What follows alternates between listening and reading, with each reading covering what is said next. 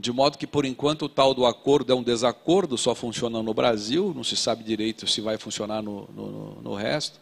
E, por enquanto, na prática, isso deu mais trabalho do que solução, porque não sei se melhorou a vida das pessoas isso, se as pessoas passaram a ter com... né? Não sei, acho que... E, pessoalmente, eu sou bígrafo, né? Eu escrevo os meus textos públicos na nova regra, mas a minha comunicação pessoal na velha. E assim será até o dia 31 de dezembro de 2012. Se até lá eu cá estiver no planeta, não é? Se o demônio me chama antes, paciência. Mas se ele não me chama antes, até meia-noite de 31 de dezembro para 1º de janeiro de 2013, eu escreverei na velha. Eu acho um barato escrever. Eu coloco trema no cheque, acho uma delícia, né? Me divirto, né? Que, como diz Caetano Veloso, e quero me dedicar a criar uma confusão de prosódias e aquele negócio todo.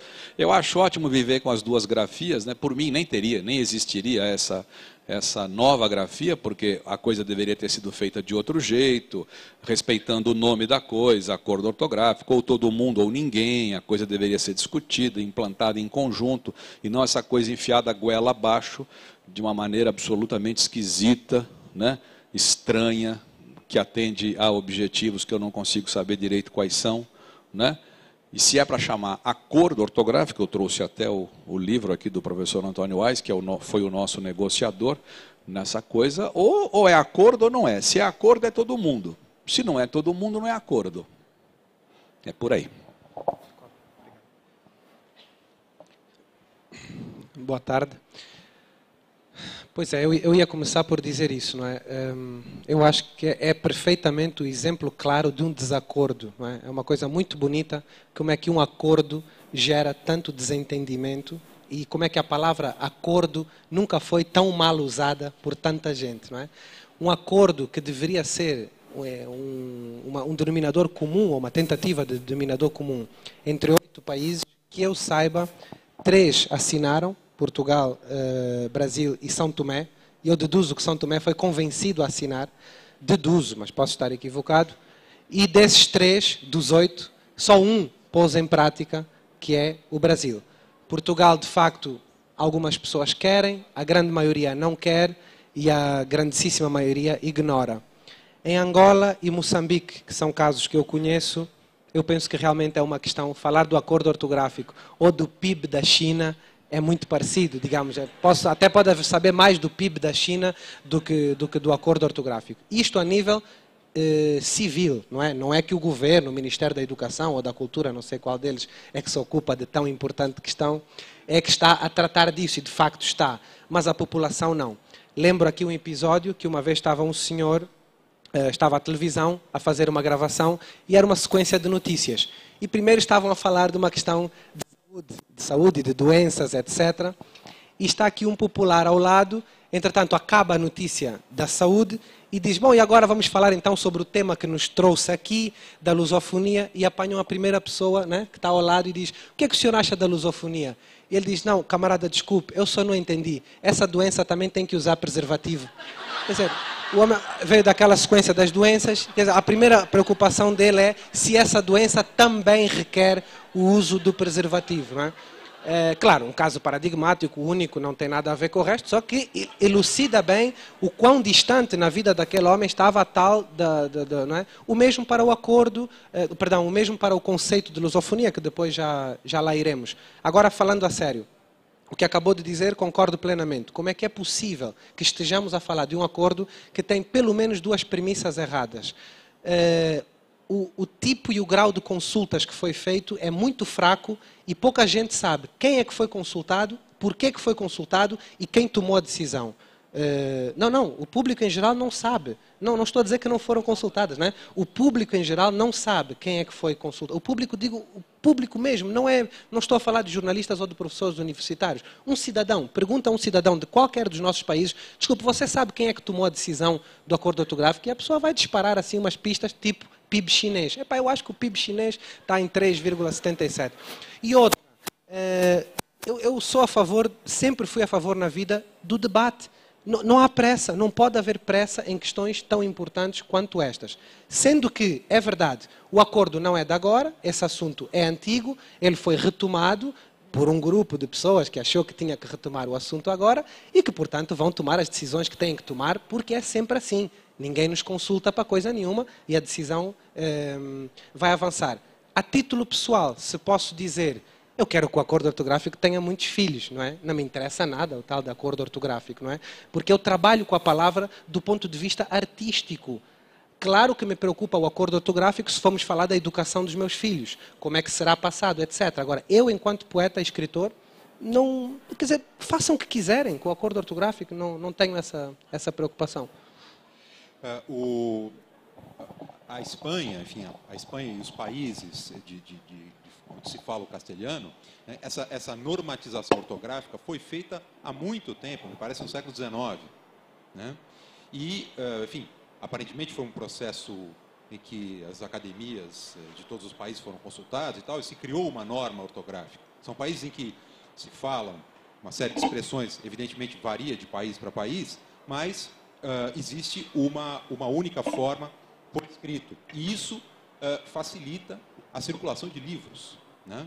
Livros editados no México vão para a Espanha, vão para a Argentina, vice-versa, livros da Espanha vêm para a América. E me parece que uma das razões desse famigerado acordo ortográfico era a possibilidade do Brasil, da indústria editorial brasileira, penetrar com mais facilidade em mercados como Portugal e como os países africanos. Me parece isso, não, professor? Se você me permite, isso é um dos motivos citados aqui no livro do professor Antônio Weiss, quando ele dá os motivos. Eu posso até ler, se permitirem.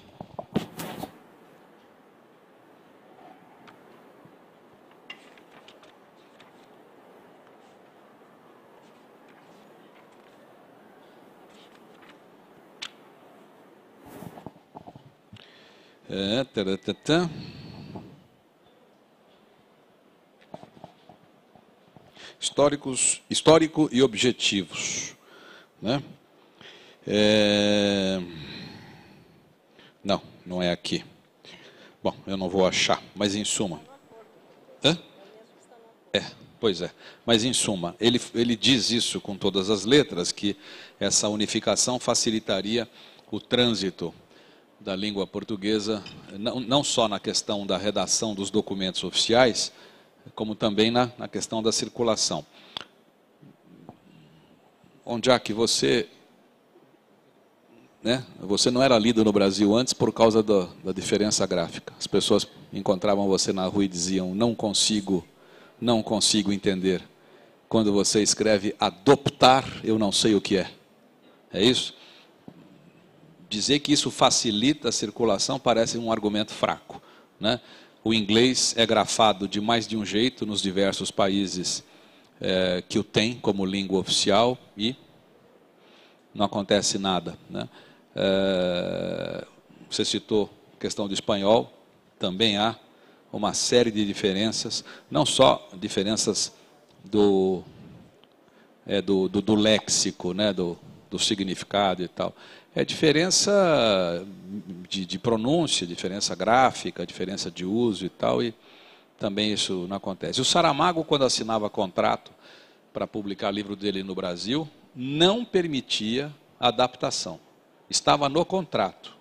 Meu livro será publicado no Brasil exatamente como é publicado em Portugal. E ele dizia que achava que os brasileiros tinham que fazer a mesma coisa.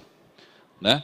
Quer dizer, isso não quer dizer, isso não é um pronunciamento meu contrário ao acordo, é contrário ao argumento. Me parece um argumento fraco, né? Dizer que isso dificulta e tal. Não vejo isso. Só fiz questão de entrar na conversa para dizer que, embora o argumento seja dado como... Está aqui, está no... Né? É um argumento que, na prática, não convence muito. Não sei, professora, não sei onde há aqui.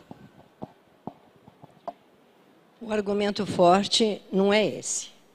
O argumento forte para o acordo é a unificação de um ponto de vista político global, não é? A existência de uma língua, de uma grafia, de uma ortografia, quer dizer, uma grafia regrada, que represente o que se escreve oficialmente como vindo de algum país que está escrevendo em língua portuguesa. Então, documentos legais, nesta época de globalização, em que isso é muito importante, de fato, esse é um argumento forte. E é interessante que essa força da palavra acordo está em toda a história do estabelecimento de ortografia, por exemplo, no Brasil, posso falar de Portugal também. Desde que se começou a tentar regramento ortográfico, quer dizer, tem de haver uma regra até oficializada, vocês sabem que no Brasil ela passa mesmo por órgãos legais, não é? pela Câmara, Senado, etc. Desde que se começou, sempre houve dois móveis para regrar a ortografia: simplificação e unificação, que seria a questão do acordo. Na história nós vamos ver que essa unificação começou de um ponto de vista de unificação interna. Quer dizer, o Brasil tentando fazer um regramento ortográfico que unificasse a grafia no interior, no seu interior, independente de um outro país. Isso nós vemos na história toda, desde que começou a haver qualquer regramento, né? E em Portugal a mesma coisa. E nem se pensava em unificar, pelo contrário. Em documentos oficiais que regravam, documento 1904, 1907, 1911, que houve aqui e lá, não é? Houve mesmo momentos em que foi declarado que não interessava qualquer outro lugar, que era interno, quer dizer, olhando para o próprio umbigo. Aquele país queria ter uma grafia unificada. Agora, a bandeira é outra, porque com as novas condições de relações internacionais e de vivência no mundo, é necessário, pensou-se ser necessário, então, uma unificação que pegasse, e agora eu vou falar só de Brasil e Portugal, porque os outros países que têm língua portuguesa como língua oficial, até hoje são caudatários da grafia portuguesa. Eles não têm tentado grafia dentro daquele próprio país, regrar ortografia, não é? Então, agora sim a bandeira é essa. E o que aconteceu? Não é que foi muito depressa, não. O problema é que isso vem desde 1986, esse acordo, assinado em 1990. Acontece que não se cuidou dele, ele ficou absolutamente esquecido, perdeu-se a oportunidade de incorporar contribuições de filólogos, de estudiosos, até estudiosos de questões mesmo políticas, culturais e também linguísticas. E ficou absolutamente dormido. Eu tenho uns recortes de jornal de abril de 1990, quando foi oficializado no Brasil, tenho vários. E interessante que o que apareceu no jornal naquele dia, as manchetes que apareciam, consultavam, 4 que eu tenho, consultavam professores, o que os professores achavam desse acordo. Então, eu não vejo lá naquele noticiário, em nenhum momento, uma preocupação de verificar se aquilo estava bem feito ou não estava bem feito, de onde tinha vindo, com que respaldo aquilo tinha sido decidido. E isso depois dormiu até agora. De repente, quando apareceu, ele foi simplesmente assinado. Não houve a mínima contribuição. Você diz, não sabe quem foi consultado, não foi consultado ninguém. Tá? Não houve nenhum aporte de algum contributo de alguém que estivesse estudando.